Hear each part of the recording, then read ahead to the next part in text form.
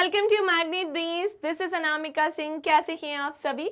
मैं आशा करती हूँ कि आप सभी बहुत अच्छे होंगे एंड इस प्यारे से सेशन में हाजिर हो चुके होंगे, जहां मैं आज आप सभी के सामने लेकर आई हूँ एक नया चैप्टर। जैसा कि आप सभी जानते हैं, हमने फिजिक्स स्टार्ट की है। फिजिक्स में हमारा चैप्टर क्या चल रहा है? विद्युत धारा के चुंबकीय प्रभाव। इस चैप्टर का एक छोटू सा इंपॉर्टेंट सेक्शन मैं आप सभी के लिए लेकर आई हूँ।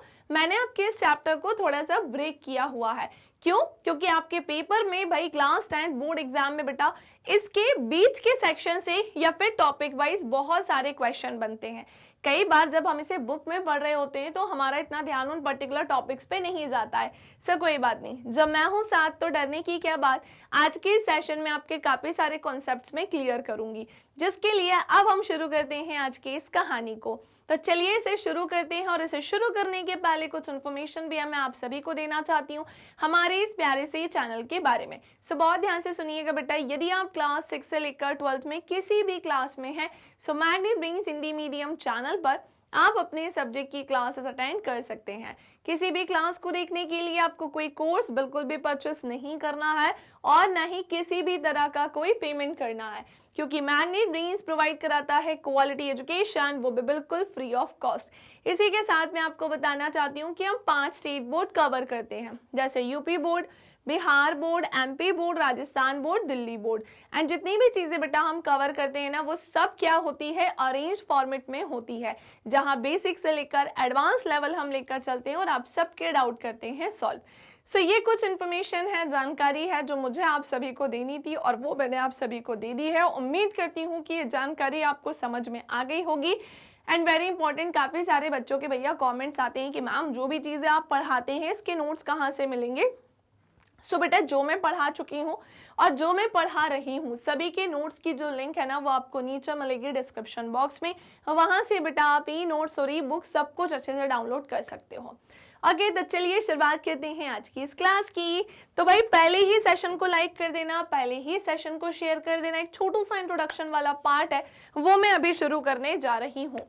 बेसिकली आज हम क्या पढ़ेंगे मैम इसमें? इसमें मैं कुछ अलग हटके चीजें आपको पढ़ाने वाली हूँ, और वो क्या है तो सुनो। सबसे पहले आप ये बताओ सारे बच्चे मुझे कमेंट करके कि आपको याद है इसके ठीक पहले फिजिक्स में मैंने इलेक्ट्रिसिटी चैप्टर पढ़ाया था। हमारे फिजिक्स में इस चैप्टर के ठीक पहले तो इलेक्ट्रिसिटी चैप्टर था ना, वो मैंने आपको पढ़ाया था और मैंने इसे बहुत अलग अलग तरीके से पढ़ाया था।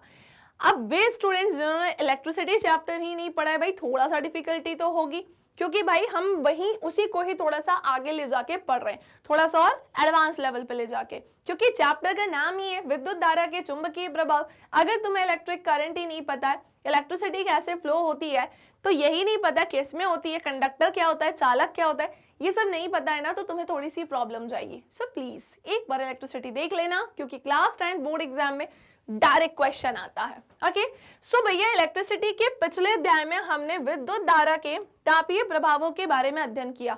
मैम ये विद्युत धारा बोले तो इसी को तो हम क्या बोलते हैं बेटा? इसी को ही तो हम इलेक्ट्रिक करंट बोलते हैं। यही क्या होता है भैया? इलेक्ट्रिक करंट होता है। और इसके तापीय प्रभावों के बारे में अध्ययन किया था। मतलब मैम हमने क्या पढ़ा था? अरे भाई मैंने आपको हीटिंग इफेक्ट के बारे में नहीं पढ़ाया था? मैंने आपको नहीं बताया था कि जब भी किसी बोलना चाहिए कंडक्टर में, है ना, किसी भी कंडक्टर में इलेक्ट्रिसिटी क्या होती है? फ्लो होती है। बेसिकली वो ऊष्मा या हीट को क्या करता है? प्रोड्यूस करता है, उत्पन्न करने का काम करता है। ऐसे करके हमने पूरा टॉपिक का टॉपिक ही पढ़ा था। तो हाँ जी, हम ये पहले स्टडी कर चुके हैं, हम ये पहले पढ़ चुके हैं। विद्युत धारा के अन्य प्रभाव क्या हो सकते हैं? भाई वही तो हमें इस चैप्टर में पढ़ना है। विद्युत धारा का चुंबकीय प्रभाव हमें पढ़ना है। इस पूरे चैप्टर में विद्युत धारा के कई सारे प्रभाव है, जिसे हमने एक एक करके पढ़ना है। हाँ, इसके प्रभाव हो सकते हैं क्या? बिल्कुल भाई, अन्य प्रभाव हो सकते हैं, जैसे कि हम इसका चुंबकीय प्रभाव भी बोल सकते हैं, मैग्नेटिक इफेक्ट ही बोल सकते हैं, जो कि इस चैप्टर का, इस पूरे चैप्टर का बहुत बड़ा हिस्सा है। लेकिन इसी के साथ और भी चीजें इसमें हमें पढ़नी होंगी। हम जानते हैं कि विद्युत धारावाही तार जो होता है वो मैग्नेट की तरह जो है भैया वो व्यवहार करता है। अब आप सोच रहे होंगे कि मैम बाकी सब तो ठीक था, हमें ये समझ में आ गया, ये तो अभी हमें पढ़ना ही है, लेकिन ये कौन सी बात हुई? ये कैसे बोल सकते हैं कि विद्युत धारावाही तार जो होता है है ना। विद्युत धारावाही तार जो होता है यानी electric current carrying conductor, wire basically, conductor नहीं, वायर बेसिकली जिसे हम बोलते हैं।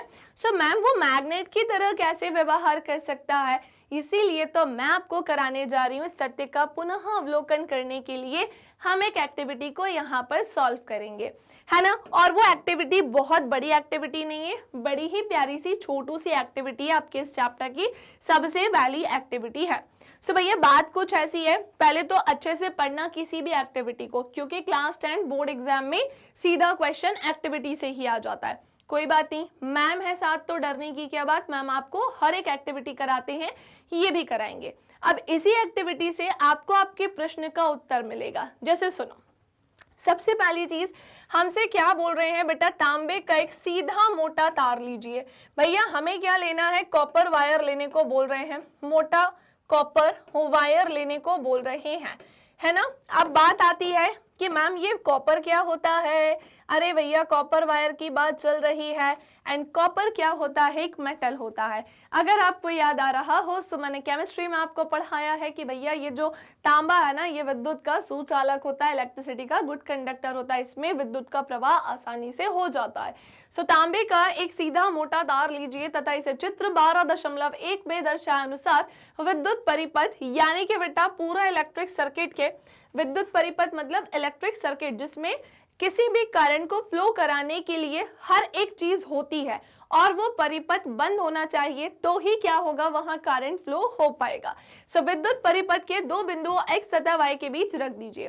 तार x y कागज की सतह के लंबवत रखा गया है। सो सिंपली ना इसे तुम्हें यहाँ पर रखने को बोला जा रहा है, कुछ इस तरीके से इसे यहाँ पर रखने को, लगाने को बोला जा रहा है। ये रहा x और ये रहा y। तो हमसे यही बोला था कि भैया तांबे का एक सीधा मोटा तार लीजिए और इसे चित्र 12.1 में दर्शाए अनुसार विद्युत परिपथ यानी कि ये पूरा का पूरा हमारा क्या है बेटा, इलेक्ट्रिक सर्किट है। सो इसके दो बिंदु कौन से, एक x और y के बीच में रख दीजिए। ठीक है, हमसे जो बोला था हमने वो कर दिया। एग्जाम में भी आपसे जो बोलेंगे वही करना है, अपने मन से कुछ नहीं करना, वैसे भी तुम लोग बहुत इंटेलिजेंट हो। अब बात आती है इस तांबे के तार के निकट क्षैतिज रूप में एक छोटी दिक सूचक रखिए। मैम ये दिक सूचक क्या होती है, ये इसे हम क्या बोलेंगे, दिक सूचक बोले तो बेटा इंग्लिश में ये कंपास निडल होती है, जो कुछ इस प्रकार की या फिर ऐसी दिखाई देती है ना, जिसके अंदर आपको क्या दिखाई देगी, है ना, ये एक सुई दे जैसा दिखाई देगी। अब बात आती है कि ठीक है मैम हम ये भी समझ गए हैं, तो अब इसे इंग्लिश में क्या बोलते हैं बेटा, ये जो दिक सूचक है ना, इसे हम कंपास निडल के नाम से जानते हैं। अब बात आती है कहाँ रखना है, इस तांबे के तार के निकट क्षैतिज रूप में एक छोटी दिक सूचक रखिए और इसकी सुई की स्थिति को नोट कीजिए। तो ये रहा वो कंपास निडल यहाँ पर। अब इसके अंदर क्या है भैया, इसमें क्या है, सुई है, आपको उसकी स्थिति को क्या करना है, नोट करना है। पर सुनो, प्लग में कुंजी लगाकर विद्युत परिपथ में विद्युत धारा प्रवाहित कीजिए। आपको ये तो याद ही होगा कि इलेक्ट्रिसिटी कब फ्लो होती है, विद्युत धारा यानी इलेक्ट्रिक करंट जो है वो कब फ्लो होगा, जब हमारा सर्किट जो है भैया वो पूरी तरह से क्या होगा, कंप्लीट होगा। सर्किट पूरी तरह से कंप्लीट होने पर ही क्या करा सकते हैं, हम स्विच ऑन करके करंट को फ्लो करा सकते हैं। सो प्लग में कुंजी लगाकर विद्युत धारा में, जब इसमें कुंजी लगाई तो फिर विद्युत परिपथ में विद्युत धारा क्या होगी, प्रवाहित कराइए। ठीक है भैया, अब इसमें करंट को क्या कराया जाएगा, फ्लो कराया जाएगा। हमारा सर्किट पूरी तरह से तो कंप्लीट है। दिक सूचक सुई की स्थिति में परिवर्तन का प्रेक्षण कीजिए, यही तो तुमसे बोल रहे हैं। इस पूरी कहानी में यही तो बोला जा रहा है। एक्चुअली में क्या होता है ना बेटा, जब तक इसमें करंट फ्लो नहीं हो रहा था ना, जब तक इसमें करंट फ्लो नहीं होगा, तो ये जो कंपास निडल थी यानी दिक सूचक, इसकी जो सुई थी, है ना, यानी कि इसकी जो निडल थी वो बेसिकली डिफ्लेक्ट नहीं होगी, इधर उधर मूव नहीं करेगी। लेकिन अब हमसे पूछ रहे हैं कि जैसे ही हमने प्लग में कुंजी लगाई और विद्युत परिपथ में विद्युत धारा का प्रवाह हुआ, तो फिर आप बताओ कि ये जो भाई हमारी दिक सूचक सुई थी, इसकी स्थिति का प्रेक्षण कीजिए। तो हमने देखा कि भाई इसकी जो सुई है ना, वो बेसिकली डिफ्लेक्ट हो रही है। ये क्या हो रही है यहाँ पर बेटा, डिफ्लेक्ट होने का काम कर रही है। अब आप सोच रहे होंगे कि मैम सच में करंट फ्लो होने से ये इसका डिफ्लेक्शन मैटर करता है क्या? बिल्कुल करता है। हम देखते हैं कि सुई क्या हुई है, विक्षेपित हुई है, यानी कि डिफ्लेक्ट हुई है, यानी कि ये कैसी होगी भैया, डिफ्लेक्ट होगी। अब बात आती है कि मैम इसका क्या तात्पर्य है, तो बेटा इसका तात्पर्य यह है कि तांबे के तार से प्रवाहित विद्युत धारा ने एक चुंबकीय प्रभाव यहाँ पर उत्पन्न किया है, यानी कि बेटा जैसे ही तांबे के तार से करंट को फ्लो कराया गया, यानी कि यहाँ पर इलेक्ट्रिसिटी फ्लो हुई, सो इसने क्या किया है यहाँ पर, सो इसने यहाँ पर चुंबकीय प्रभाव यानी कि इनके बीच में क्या किया है, मैग्नेटिक इफेक्ट को उत्पन्न किया है, ऐसा हम कह सकते हैं, जिसके कारण ये जो हमारा कंपास निडल था वो क्या हुआ, डिफ्लेक्ट हुआ। इस प्रकार हम कह सकते हैं, ये तो डायरेक्टली हम कह सकते हैं, बिल्कुल अच्छे से कह सकते हैं इस एक्सपेरिमेंट के बाद कि भाई जैसे ही करंट फ्लो हुआ उसने क्या किया, उस सुई को, कंपास निडल को डिफ्लेक्ट किया, जिससे हमें ये पता चला कि भैया यहाँ पर चुंबकीय प्रभाव यानी कि इनके आसपास हमें मैग्नेटिक इफेक्ट देखने को मिल रहा है। क्या देखने को मिल रहा है, हमें मैग्नेटिक इफेक्ट देखने को मिल रहा है। अब इस प्रकार बिल्कुल हम ऐसा कह सकते हैं कि जो विद्युत है ना बच्चे, यानी कि बेटा जो इलेक्ट्रिसिटी है ना वो और चुंबकत्व एक दूसरे से कैसे होते हैं भैया, संबंधित होते हैं। मैग्नेटिज्म की अगर मैं बात कर दूं, है ना, या फिर मैं इलेक्ट्रिसिटी की बात करूं, ये दोनों ही एक दूसरे से क्या है, रिलेटेड है, यानी कि संबंधित है, तभी तो वहां पर वो कंपास निडल क्या हुआ है, डिफ्लेक्ट हुआ है। अब तब गतिमान चुंबकों की विद्युतीय प्रभाव की उत्क्रमित संभावना के विषय में आप क्या कह सकते हैं। अगर हम इस पूरी कहानी को या कंडीशन को, जहां पर हम बोल रहे हैं ना कि विद्युत धारा का प्रवाह हुआ जिसकी वजह से हमने क्या दिया, देखा कि कंपास निडल डिफ्लेक्ट हुआ है ना, यानी कि हमने यहाँ पर चुंबकीय प्रभाव देखा। लेकिन अगर मैं आपसे बोलूं कि भैया अगर हम इसकी उत्क्रमित संभावना के विषय में चर्चा करें, मैम ये उत्क्रमित संभावना का मतलब क्या होता है, अगर मैं इसकी इनवर्स पॉसिबिलिटी की बात करूं तो क्या हो सकता है, तो बेटा फिर भी हो सकता है मैग्नेटिक इफेक्ट की वजह से, क्या मैग्नेटिक इफेक्ट की वजह से, मैग्नेटिक फील्ड की वजह से करंट फ्लो हमें देखने को मिल सकता है, बिल्कुल मिल सकता है। यानी इसका आंसर क्या होगा, यस होगा, बिल्कुल हम ये चीज देख सकते हैं। आप क्या कह सकते हो, तो हम कहेंगे कि हाँ भाई हम परिवर्तन तब भी यहाँ पर देखेंगे अगर इसमें इनवर्सली पॉसिबिलिटी होती है तो, ठीक है ना। तो हमने देखा तब विद्युत चुंबक के विद्युतीय प्रभाव की उत्क्रमित संभावना के विषय में आप क्या कहेंगे, तो हम कहेंगे इसमें भी फिर परिवर्तन होगा, ओके, क्योंकि ये लोग आपस में क्या है, कनेक्टेड है। अब इस अध्याय में हम चुंबकीय क्षेत्रों तथा इसी प्रकार के विद्युत चुंबकीय प्रभावों का अध्ययन करेंगे। अभी तो बहुत कुछ पढ़ना है, अभी तो बहुत कुछ पढ़ना है। एक छोटी सी ही कहानी मैंने तुम्हें यहाँ पर केवल और केवल एक्सप्लेन किया है। सो इस चैप्टर में हम चुंबकीय क्षेत्र जो होते हैं उसके बारे में पढ़ेंगे, है ना, मैग्नेटिक फील्ड क्या होता है, मैग्नेटिक फील्ड लाइंस क्या होती हैं, कैसे बनती हैं, क्या रीजन होता है, एक मैग्नेट कैसा दिखाई देता है, इसमें टोटल कितने पोल होते हैं, नॉर्थ पोल होता है, साउथ पोल होता है। अगर मैं तुमसे बोलूं कि ये पोल अगर मैं ऐसे रख रही हूँ एक मैग्नेट को जिसका ये नॉर्थ पोल है, ये साउथ पोल है, इसके सामने भी अगर मैं एक मैग्नेट रख रही हूँ जहां ये साउथ पोल है और ये इसका जो है नॉर्थ पोल है, सो बेसिकली कब ये रेपेल होते हैं, कब ये अट्रैक्ट होते हैं, ये सब तुम्हें पढ़ने को मिलेगा, लेकिन यहाँ नहीं, थोड़ा सा पेशेंस रखना होगा बेटा, सब मैं तुम्हें पढ़ाऊंगी।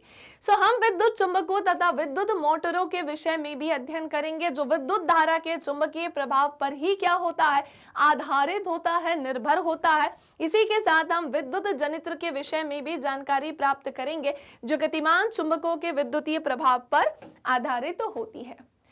सो पहले तो सारे बच्चे मुझे यहाँ तक कमेंट करके बताएंगे कि जितनी कहानी मैंने अभी तुम्हें यहाँ पर एक्सप्लेन की है वो सब समझ में आ गई, मेरी एक एक भाषा तुम्हें समझ में आ गई, ऐसा कोई वर्ड जो तुम्हें लग रहा हो कि मैम ने क्या बोल दिया। देखो भाई चैप्टर का फर्स्ट वीडियो है, इस फर्स्ट वीडियो में ही मैं तुम्हें सब नहीं पढ़ा सकती हूँ, पेशेंस रखना होगा, लेकिन यस जैसे जैसे वीडियो मिलती जाएंगी मेरी गारंटी है कि तुम्हें सब समझ में आता जाएगा।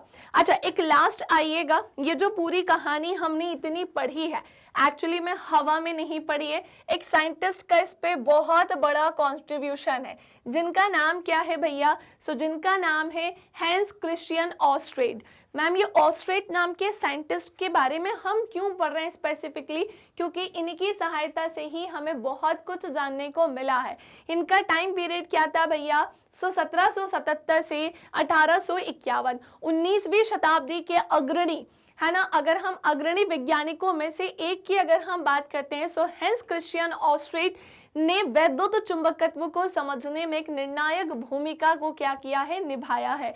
और सन 1820 ईस्वी में, है ना, उन्होंने अकस्मात यह खोजा, एक्सीडेंटली इन्होंने खोजा कि किसी धातु के तार में यानी कि मेटल के वायर में विद्युत धारा प्रवाहित करने पर पास रखी जो दिक् सूची होती है, यानी कि जो कंपास होती है उसकी जो निडल है, उसमें हमें डिफ्लेक्शन दिखाई देगा, विक्षेप उत्पन्न हुआ, ऐसा इन्होंने हमें बताया। अपने प्रेक्षणों के आधार पर ऑस्ट्रेट ने यह प्रमाणित किया कि विद्युत तथा चुंबकत्व परस्पर संबंधित परिघटनाएं हैं। आज जो मैं आपको एक एक्टिविटी में पूरी कहानी बता पा रही हूँ, उसके पीछे एक साइंटिस्ट का बहुत बड़ा कंट्रीब्यूशन है, और वो कौन है भैया, ऑस्ट्रेट, है ना। अब इन्हीं की वजह से हमें ये जानने को मिला। इसी के साथ उनके अनुसंधान ने आगे जाकर नई कई सारी प्रौद्योगिकियों, जैसे क्या किया भैया, रेडियो हो गया, टेलीविजन हो गया, तंतु प्रकाशिकी हो गई, आदि का भी क्या किया है बेटा, सृजन किया है। और उन्हीं के सम्मान में चुंबकीय क्षेत्र की तीव्रता का मात्रक क्या है, ऑस्ट्रेट रखा गया है। Very very very important line. Okay, so भाई देखो बात इतनी सी है कि आज के लिए इतना ही। उम्मीद करती हूँ कि ये वीडियो आपको पसंद आया होगा, उम्मीद करती हूँ कि ये सेशन आपको पसंद आया होगा, जहाँ पर मैंने एक छोटा सा पॉइंट ही आपसे आज डिस्कस किया है। अब नेक्स्ट आएंगे हम थोड़ा सा इसको एडवांस लेवल पर लेकर चल के, और फिर इसके आगे की कहानी को डिस्कस करेंगे। सो आज के लिए इतना ही। जाने के पहले कुछ जानकारी जरूर लेते जाइएगा कि आप मेरी क्लासेस कहाँ कहाँ देख सकते हैं। देखो भाई, YT पर आप मुझसे जुड़ सकते हैं, आपको ये रिकॉर्डेड यूट्यूब पर ही मिल रही है, साथ ही साथ मेरी लाइव क्लासेस भी होती हैं इवनिंग में, सो आप उसमें भी मुझसे जुड़ सकते हैं। अब बात आती है कि यहाँ पर एप्लीकेशन के थ्रू भी आप मुझसे जुड़ सकते हैं, और बेटा वेबसाइट के थ्रू जुड़कर भी आप मेरी सेशंस जो हैं वो अटेंड कर सकते हैं। ये है हमारे हिंदी इंग्लिश मीडियम के टॉप कोर्सेज, जहां हम CBSE board, Delhi board, Bihar board, UP board, MP board, Rajasthan board, वैदिक maths, crash course, spoken English, ये सब कुछ करते हैं कवर। बाकी ई नोट्स और ई बुक की जो लिंक है ना, वो आपको नीचे मिल जाएगी डिस्क्रिप्शन बॉक्स में। सो आज के लिए इतना ही, मिलेंगे नेक्स्ट सेशन में। कैसा लगा आज का सेशन कमेंट करके जरूर बताइएगा। सो तब तक के लिए bye bye, take care. Next class के लिए bye bye, take care. Thank you class.